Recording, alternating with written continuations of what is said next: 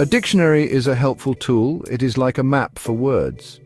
Dictionaries help us understand new words. They explain the meanings of words. When we read, we might find unfamiliar words. A dictionary can help us.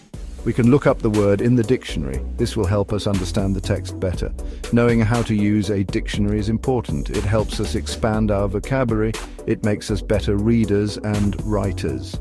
Let's learn how to use this valuable tool. The first step is to understand alphabetical order.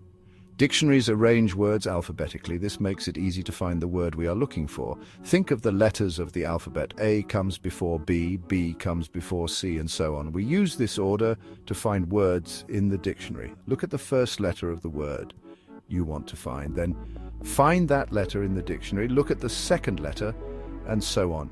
Continue until you find the word. Once you find your word, you will see its entry. A dictionary entry gives you information about a word. It tells you how to pronounce the word. You will also see the part of speech. Is it a noun, a verb, or an adjective? The dictionary will tell you. Then you will find the definition or definitions of the word. Sometimes a word has multiple meanings. The dictionary will list all of them. You need to choose the meaning that fits the context of what you are reading.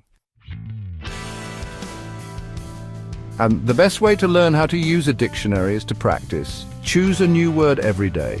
Look it up in the dictionary. Try to use it in a sentence. You can also make it fun. Play word games with your friends. Use the dictionary to learn new words together. The more you practice, the better you will become.